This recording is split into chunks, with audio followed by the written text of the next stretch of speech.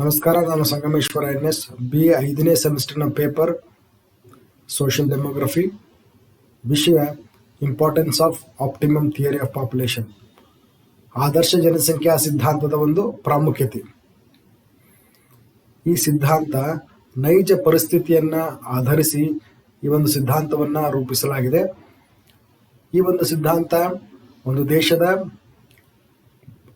ಸಂಪನ್ಮೂಲ, ಬಂಡವಾಳ, ತಂತ್ರಜ್ಞಾನ ಮತ್ತು ಕಾರ್ಮಿಕ ಬಲವನ್ನು ಪರಿಗಣನೆ ತೆಗೆದುಕೊಂಡು ಈ ಸಿದ್ಧಾಂತವನ್ನು ರೂಪಿಸಲಾಗಿದೆ. It relates population to the wealth of country.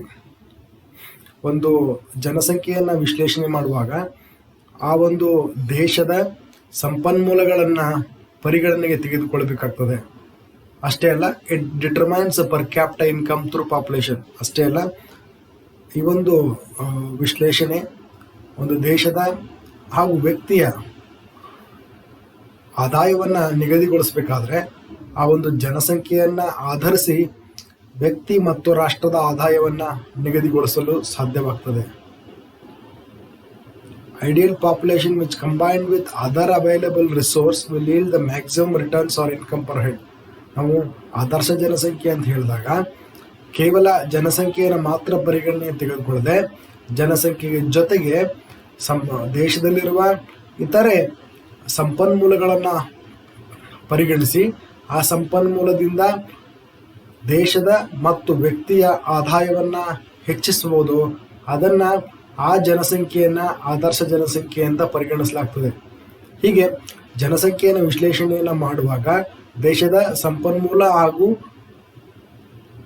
ಆದಾಯವನ್ನು ಸಹ ಪರಿಗಣನೆ ತೆಗೆದುಕೊಳ್ಳಲಾಗ್ತದೆ. ಹೀಗೆ it has taken into consideration the agricultural and industrial production. ಈ ಒಂದು ಸಿದ್ಧಾಂತ ಉತ್ಪಾದನೆಯನ್ನು ಪರಿಗಣನೆ ತೆಗೆದುಕೊಳ್ತದೆ. ಕೇವಲ ಕೃಷಿ ಉತ್ಪಾದನೆ ಅಷ್ಟೇ ಅಲ್ಲದೆ ಕೈಗಾರಿಕೆಯಲ್ಲಿ ಆದಂಥ ಉತ್ಪಾದನೆಯನ್ನು ಸಹ ಪರಿಗಣನೆ ತೆಗೆದುಕೊಂಡು ಈ ಒಂದು ಸಿದ್ಧಾಂತ ಏನು ಮಾಡ್ತದೆ, ಅಲ್ಲಿಯ ಒಂದು ಜನಸಂಖ್ಯೆಯನ್ನು ವಿಶ್ಲೇಷಣೆ ಮಾಡ್ತದೆ. ಹೀಗೆ ಜನಸಂಖ್ಯೆಯನ್ನು ವಿಶ್ಲೇಷಣೆ ಮಾಡುವಾಗ ಆ ದೇಶದ ನೈಸರ್ಗಿಕ ಸಂಪನ್ಮೂಲ ಹಾಗೂ ಮಾನವ ಸಂಪನ್ಮೂಲಗಳನ್ನು ಸಹ ಪರಿಗಣಿಸ್ತದೆ. ಜನರ ಆ ಒಂದು ಸ್ಕಿಲ್ಸ್ ಆ್ಯಂಡ್ ನಾಲೆಡ್ಜ್, ಅವರ ಜ್ಞಾನ ಮತ್ತು ನೈಪುಣ್ಯತೆಯನ್ನು ಸಹ ಪರಿಗಣನೆ ತೆಗೆದುಕೊಳ್ತದೆ. ಹೀಗೆ ಈ ಒಂದು ಸಿದ್ಧಾಂತ ಒಂದು ಪರಿಪೂರ್ಣ ಸಿದ್ಧಾಂತವಾಗಿದೆ. ಯಾಕೆಂದರೆ ವಾಸ್ತವ ಹಿನ್ನೆಲೆಯಲ್ಲಿ ವೈಜ್ಞಾನಿಕವಾಗಿ ಈ ಒಂದು ಸಿದ್ಧಾಂತ ಜನಸಂಖ್ಯೆಯನ್ನು ಅರ್ಥ ಮಾಡಿಕೊಳ್ಳೋ ಒಂದು ಪ್ರಯತ್ನವನ್ನು ಮಾಡ್ತದೆ. ಹೀಗೆ ದೇಶದ ಒಂದು ಆದಾಯವನ್ನು ಅಥವಾ ವ್ಯಕ್ತಿಯ ಆದಾಯವನ್ನು ನಿಗದಿಗೊಳಿಸಬೇಕಾದ್ರೆ ಅದು ಜನಸಂಖ್ಯೆಯ ಒಂದು ಮುಖಾಂತರ ನಾವು ಸಾಧ್ಯ ಅಂತ ಈ ಒಂದು ಸಿದ್ಧಾಂತ ತಿಳಿಸ್ಕೊಡ್ತದೆ.